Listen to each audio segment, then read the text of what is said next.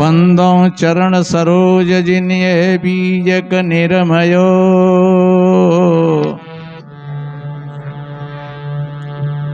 परख दिखायो खोजे ते गुरु सम दूजा नहीं। निर्णय दीन कृपाल परख प्रकाशी स्थिर पद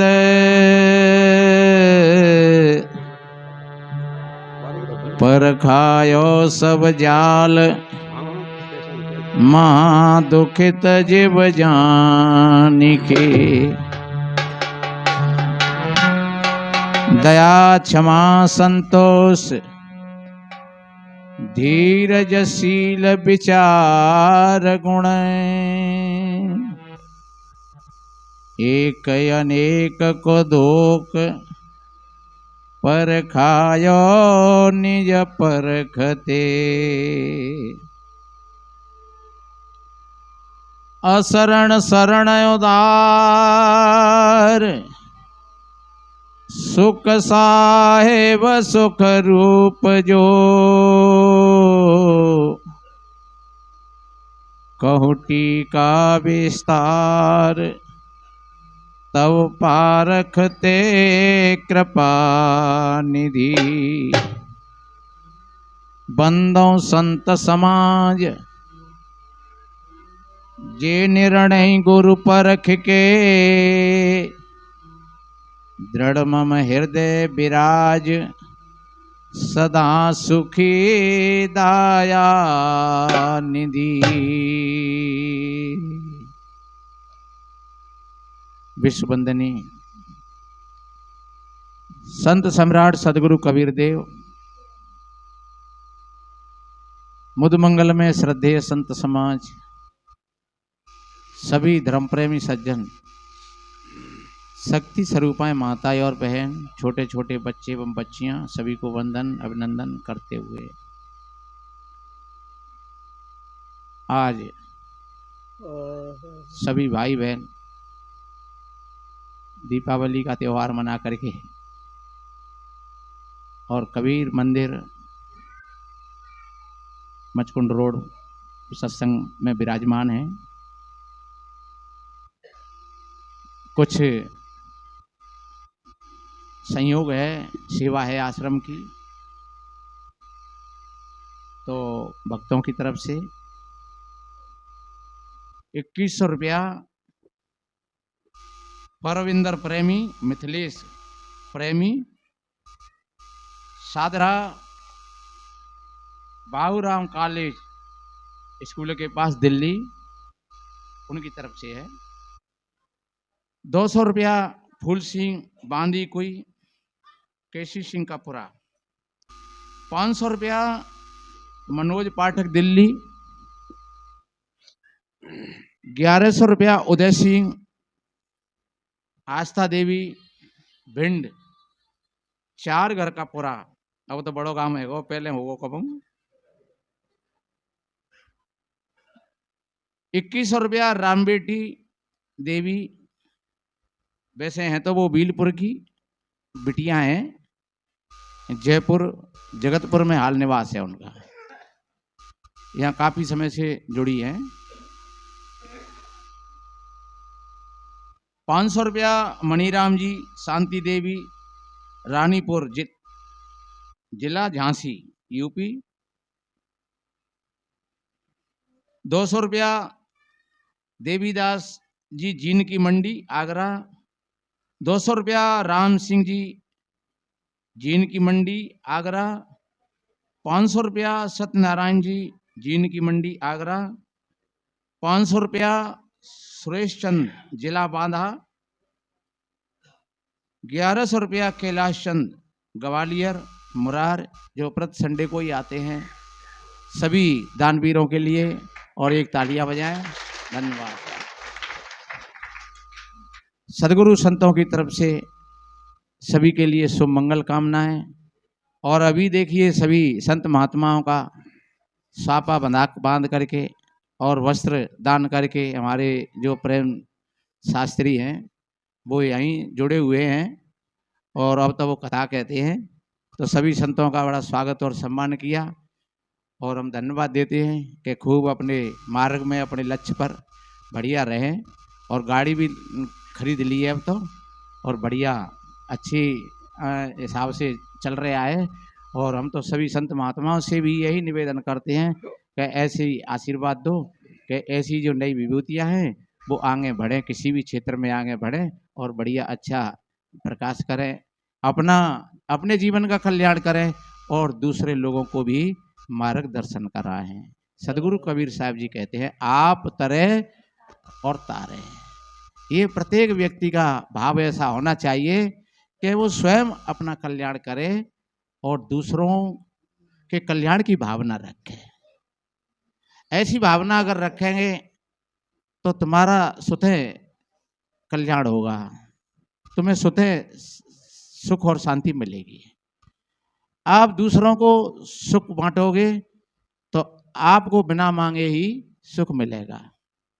आप दूसरों को शांति दोगे, आपको बिना मांगे ही शांति मिलेगी।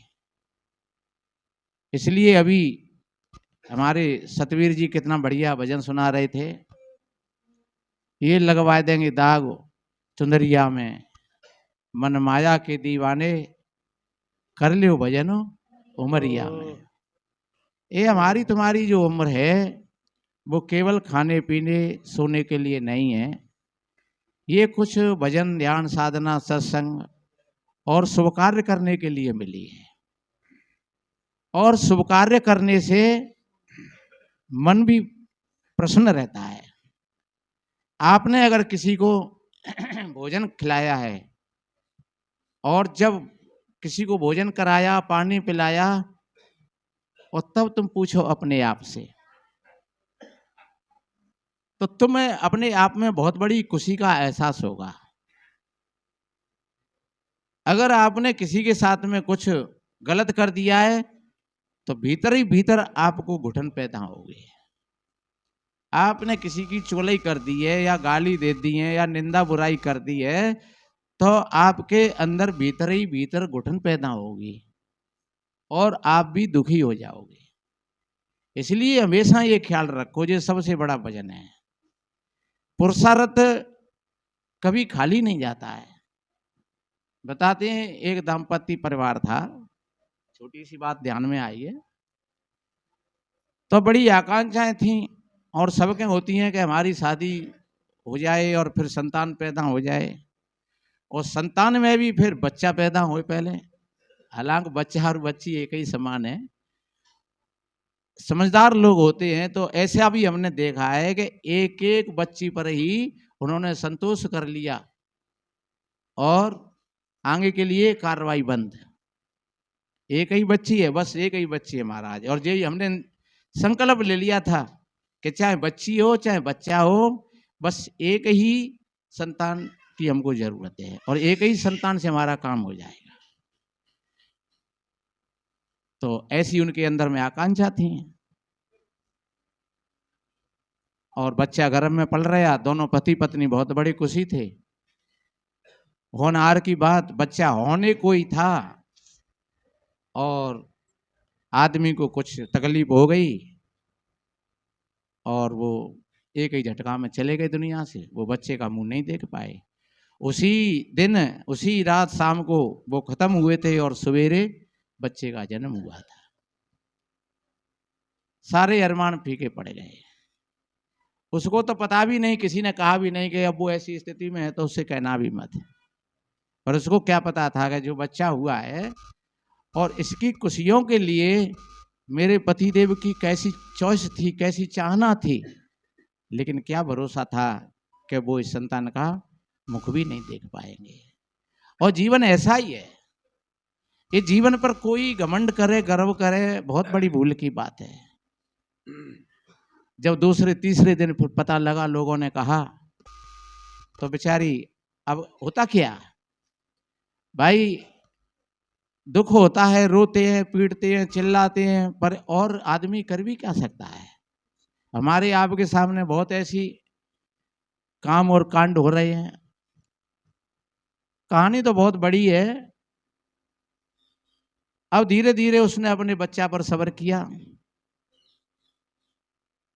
और विचार करती, चाहे कुछ भी करना पड़े मैं इसको अच्छी जगह, जो इसके पिता के सपने थे कि डॉक्टर बनाएंगे या वकील बनाएंगे, तो मैं वही उनके सपनों को मैं पूरा करूंगी।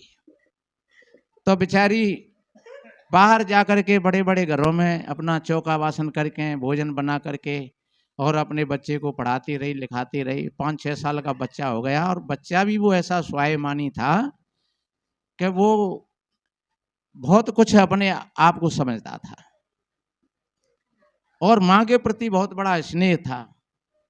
होनहार की बात 5-6 साल 7 की उम्र भई और उसकी माँ को भी तकलीफ हो गई और उसने बेचारे ने, वो तो करता ही क्या था, उसके पास में कुछ था भी नहीं, और 2-4 दिन की तकलीफ ने उस माँ को भी गिरा दिया और वो भी खत्म हो गई।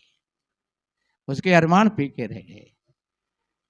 लेकिन अब लड़का तो सुनता रहता, माँ सुनाती थी, बेटा तेरे पिता के ऐसे अरमान थे और कुछ भी हो जाए चाहे, पर मैं तुझको अपने लक्ष्य तक पहुंचा करके छोड़ूंगी, चाहे मुझे झाड़ू पोंछा भोजन पानी किसी का कुछ भी करना पड़े, लेकिन मैं तुझको उस लक्ष्य तक पहुंचा करके छोड़ूंगी।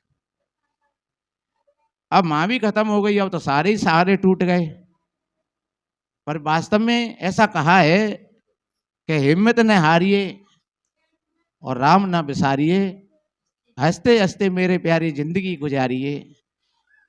जो स्वावलंबी होते हैं, कुछ संस्कार ऐसे होते हैं, तो वो कभी वो दिल से नहीं हारते हैं। कैसी भी परिस्थिति आ जाए, कैसा भी तूफान आ जाए, लेकिन वो दिल से नहीं हारते।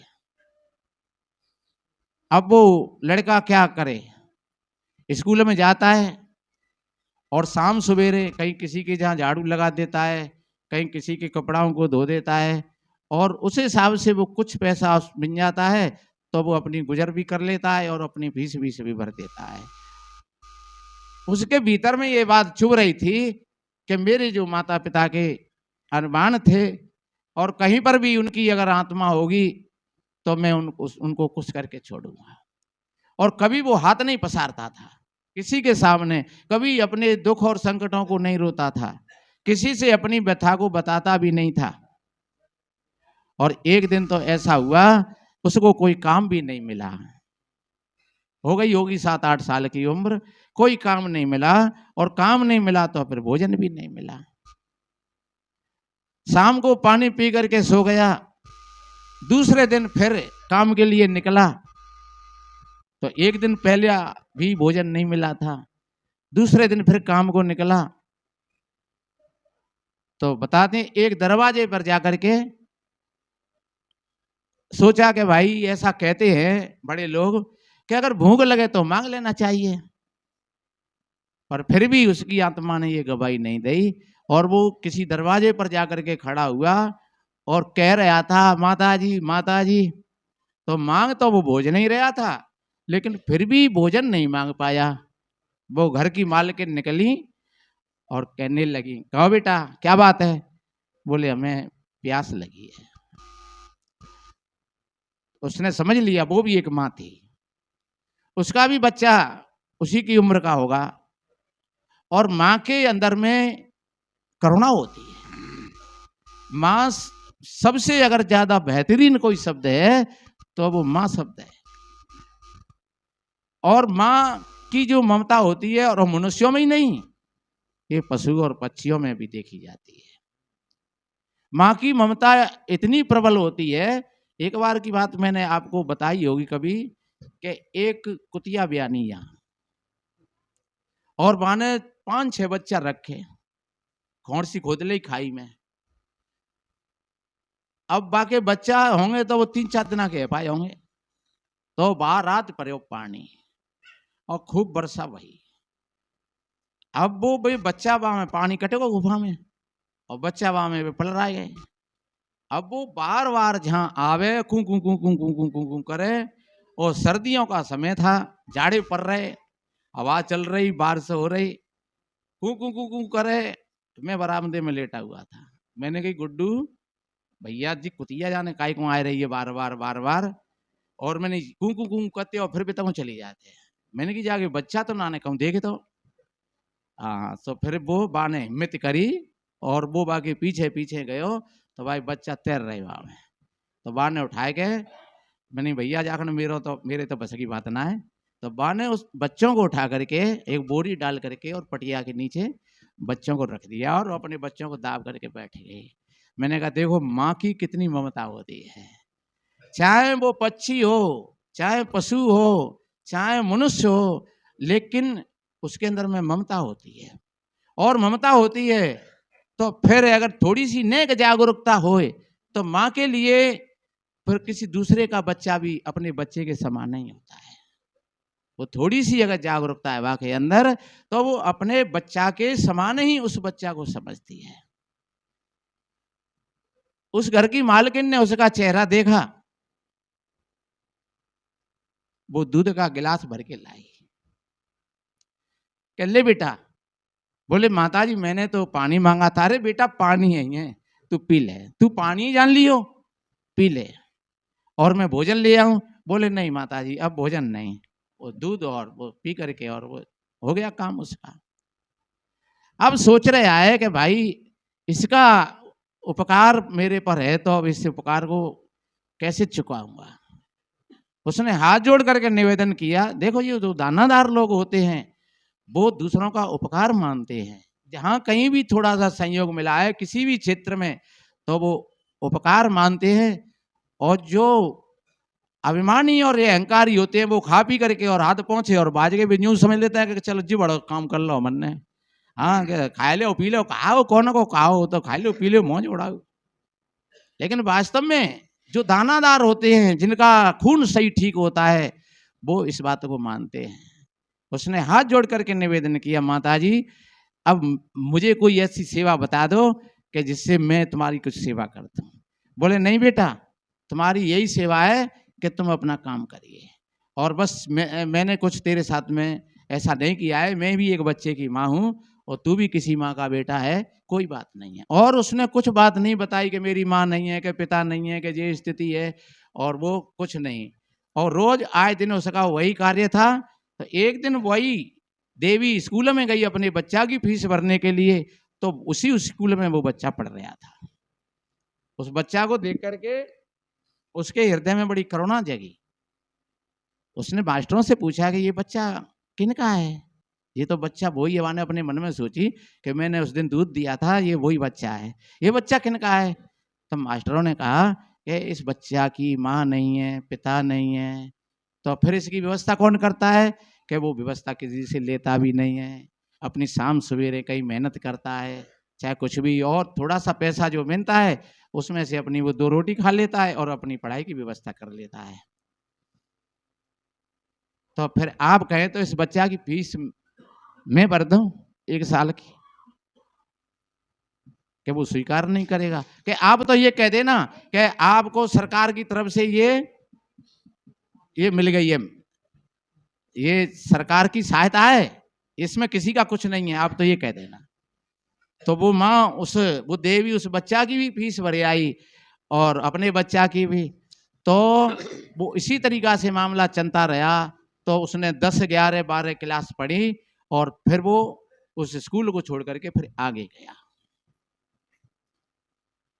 धीरे धीरे धीरे धीरे वो पढ़ लिख करके एक बहुत बड़ा अच्छा डॉक्टर बना। उसने अपने इरादे पूरे किए। इधर में उस बुढ़िया को तकलीफ हो गई कुछ, और वो तकलीफ बहुत बड़ी गहन भई। देखिए कहाँ का कहाँ क्या होता है। वो तकलीफ उसको एक ऐसी बीमारी बनी जिसको कैंसर कहते हैं। उसके लड़का का व्यापार का काम था, उसने काफी पैसा लगाया था। तो फिर किसी ने कहा कि अमुक हॉस्पिटल में आप इनको ले जाओ और वहां पर ये ठीक हो जाएंगे। तो वहां के लिए तो खर्चा पानी बहुत चाहिए, मेरे पास में खर्चा भी नहीं रहा है, पर चलो कुछ मकान दुकान को बेचेंगे जाकर के। और उसका बेटा उसी हॉस्पिटल में ले गया और वहां उसका इलाज कराया। तो 15 दिन तक उसका इलाज चला, कोई बात नहीं चली बिल्कुल। 15 दिन के बावजूद वो ठीक हो गई और वो फोड़ा का उसका ऑपरेशन हो गया, बिल्कुल ठीक हो गई। तब फिर डॉक्टर ने कहा अब कल तुम्हारी छुट्टी हो जाएगी। और वो सोच रहा था, माँ भी बैठी थी सोच रही थी, बेटा इतना पेमेंट तू कहाँ से लाएगा, कहाँ से करेगा, तुझको मकान बेचना पड़ेगा। बोले हाँ माता जी, जो कुछ होगा वो करूँगा मैं। और देखिए सबूत संतान होती है, वो अपने पुरखाओं के लिए कभी बैठ नहीं रहती है। मकान है तो उन्हीं का दिया हुआ है, घर है तो उन्हीं का दिया हुआ है, खेती बाड़ी है तो उन्हीं की दिया हुआ है। तो जो सबूत संतान होती है वो माता पिता से कभी बैठ नहीं रहती है, और बैठना भी नहीं चाहिए। जब डॉक्टर साहब ने हिसाब दिया तो वो हिसाब करके और उस पर्ची में लिखा हुआ था कि आज से 20 वर्ष पहले माताजी आपने हिसाब कर दिया था मेरा। आज से 20 वर्ष पहले आपने हिसाब कर दिया था मेरा। और वो कागज को लेकर के आया और कहा कि लो भाई साहब। बोले डॉक्टर साहब, और वहाँ बहुत डॉक्टर बैठ गए आकर के और बोले डॉक्टर साहब आपका हिसाब किताब कैसे? बोले ये पर्ची है। तो पर्ची में क्या हिसाब किताब है? पर्ची में हिसाब किताब नहीं है, पर्ची में तो इन माताजी ने मेरा पहले हिसाब कर दिया था। बहुत मेरे को दूध पिलाया था, मेरी फीस भरी थी, और आज मैं इस जगह पर हूँ वो इस माताजी के कारोबार से हूँ। उसने पैर छुए और जब देखा उसने गौर करके तब पहचाना उसको कि ये वही लड़का है। उनकी भी आंखें सजल हो गईं, डॉक्टर की भी आंखें सजल हो गईं, और उस के बेटा की भी आंखें सजल हो गईं। तो कहानी का तात्पर्य है कि कभी भी पुरुषार्थ से पीठ नहीं मोड़ना चाहिए।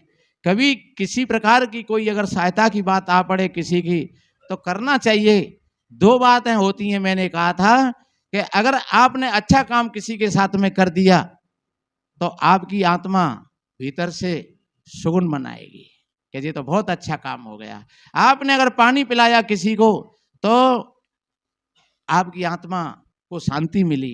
आपने भोजन कराया किसी को तो आपकी आत्मा को शांति मिली, और फिर वो शांति तो मिली सो मिली, लेकिन आगे चल करके उसका परिणाम जो उस माँ को मिला था, उसने कहा कि माताजी आपने हिसाब तो 20 वर्ष पहले ही कर दिया था मेरा, अब कोई हिसाब नहीं है।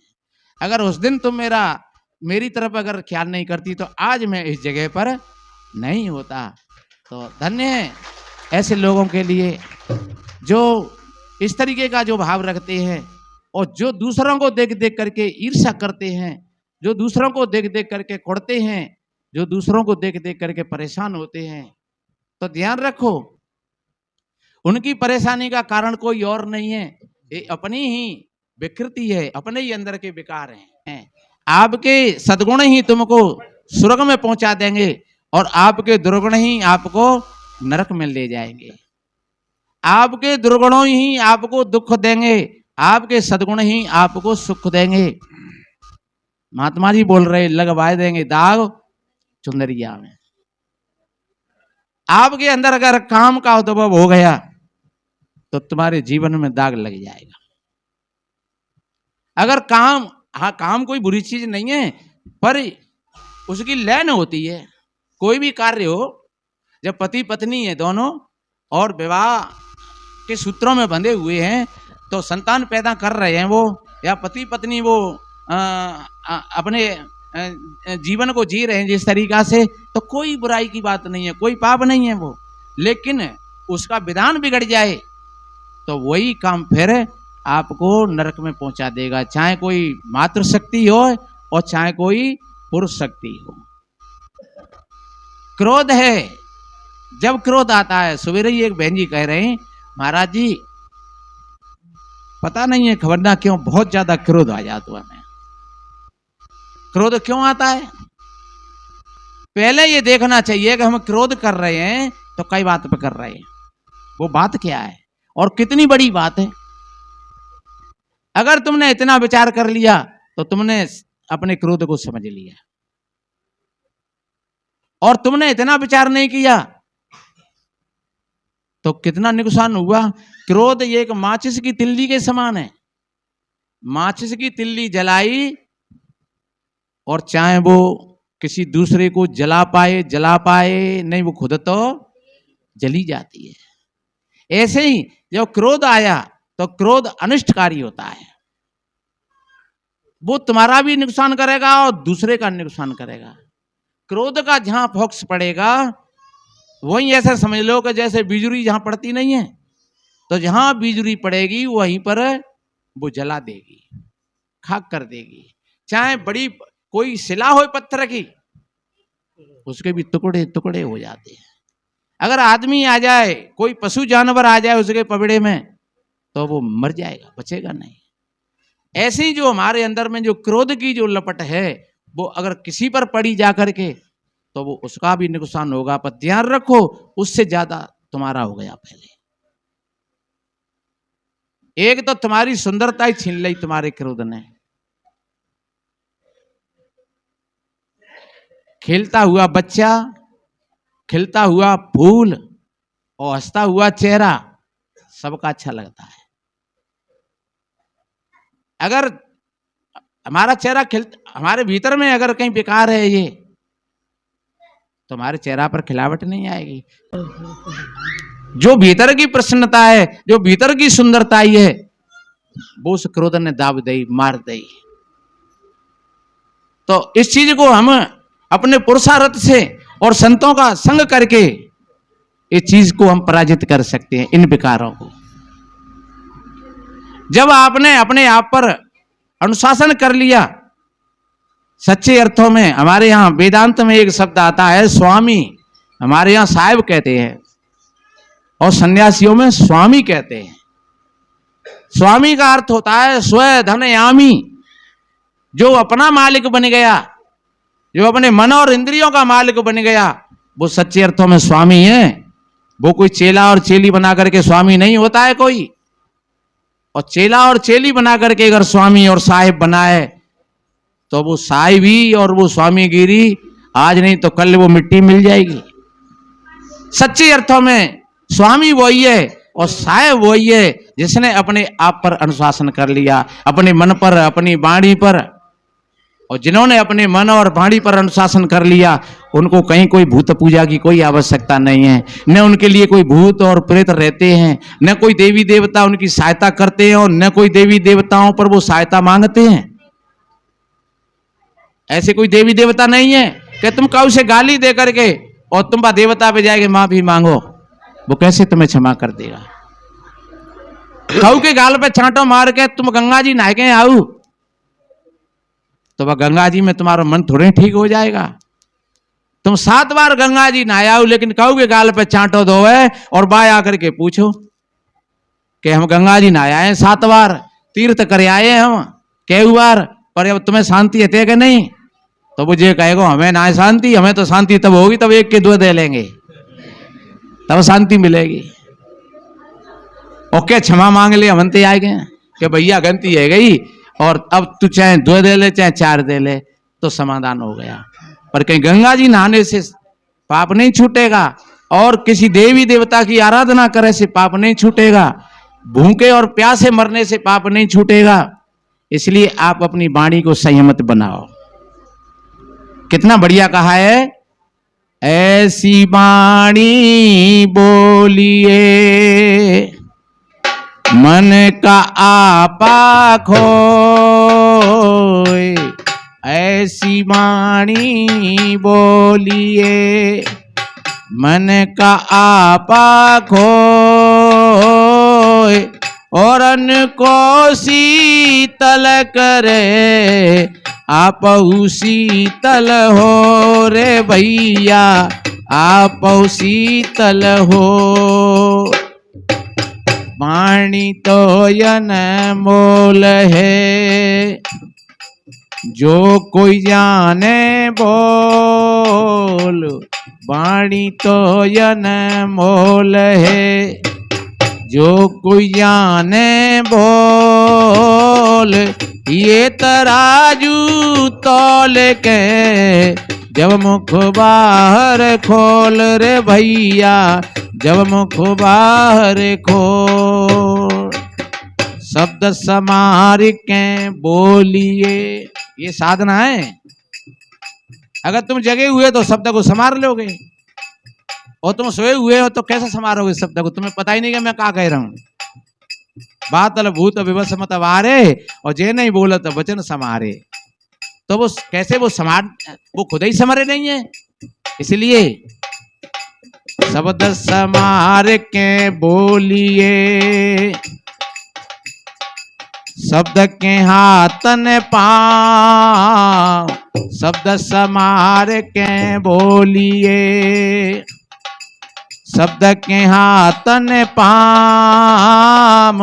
एक शब्द यो सदी करे, एक शब्द करे घाव रे भैया, एक शब्द करे घाव।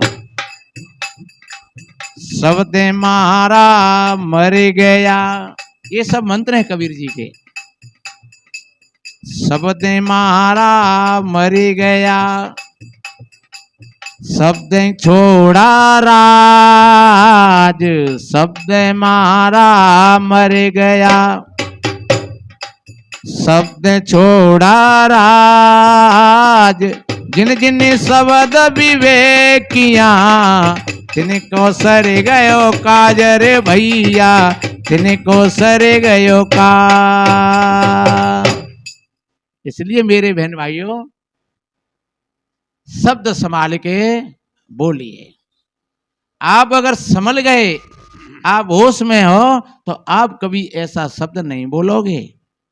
वाणी के 4 दोष बताए हैं: गाली देना, झूठ बोलना, चुगली करना और कटु शब्द बोलना। वैसे कटु और गाली एक ही लाइन में आ जाते हैं, इसलिए 3 पर ही बात टूट जाती है।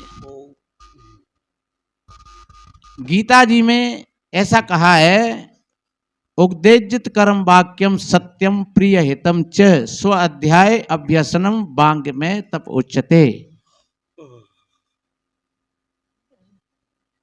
भगवान कृष्ण कहते हैं, अर्जुन ये वाणी की तपस्या है।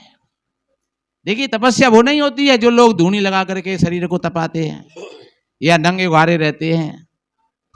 ये जो संयम है, ये संयम ही एक तपस्या है। तो वो कहते हैं उग्देजित कर्म, ऐसी वाणी मत बोलो कि जिससे दूसरों के हृदय में उत्तेजना पैदा हो जाए, दूसरे के हृदय पर आघात पड़े। ऐसी वाणी मत बोलो। और जब ऐसी वाणी अगर आपने बोल दी, तो फिर ध्यान रखो वो आघात तुम पर भी पड़ेगा। इसलिए वाक्य होना चाहिए, बिल्कुल सत्य होना चाहिए और कोई मिलावट नहीं होनी चाहिए।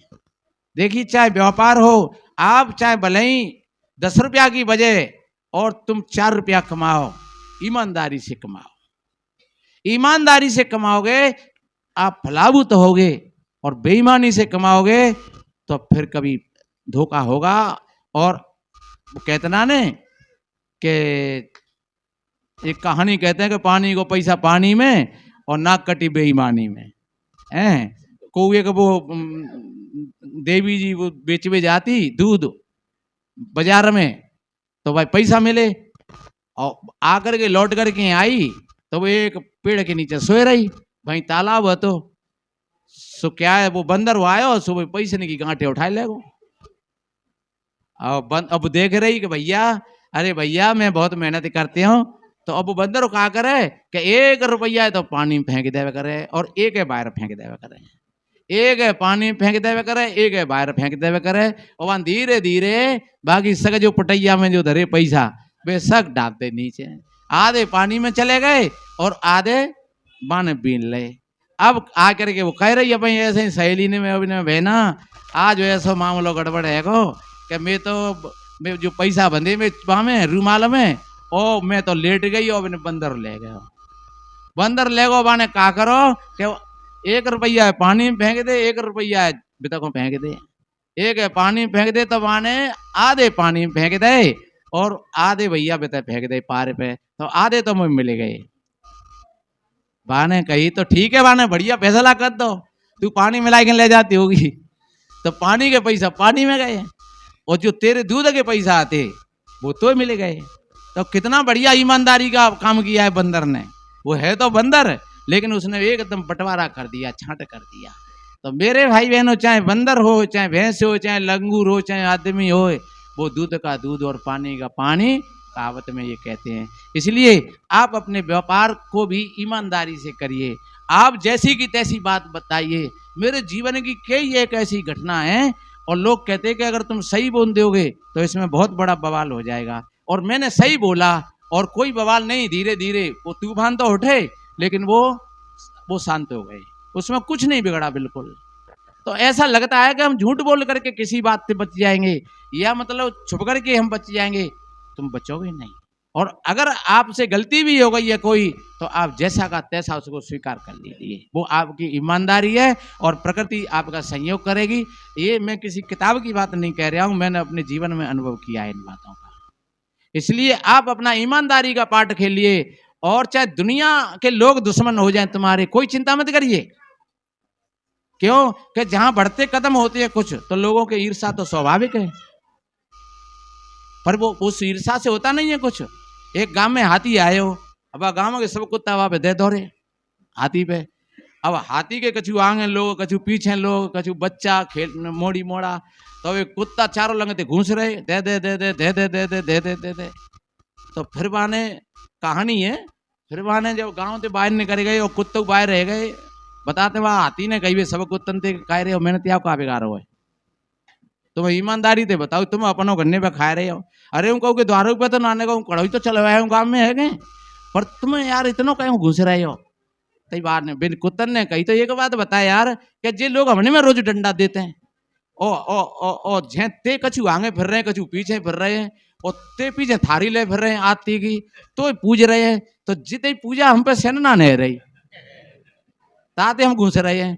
अरे तो के बाबरे त्याग घुसे थे, फिर मेरी पूजा रुकू तो नहीं जाएगी है, क्योंकि मैं तो जो हूं वो हूं। इसलिए मेरे बहन भाइयों, आप जो हैं सो हैं। आप किसी की निंदा और स्तुति की चिंता मत करिए, लेकिन अपने गर्व और अहंकार में आकर के अपने पथ से विपथ मत हो जाइए। अपने लक्ष्य पर रहना ईमानदारी से। तो मैंने बोला था कि वाणी में सत्यता हो, वाणी में निर्मलता हो। मैं नहीं बोल रहा हूं, ये गीता का वाक्य है, उक्ते जितकर्म वाक्यम सत्यम। वो वाक्य सत्य होना चाहिए, फिर प्रिय होना चाहिए, फिर दूसरों के हित का होना चाहिए।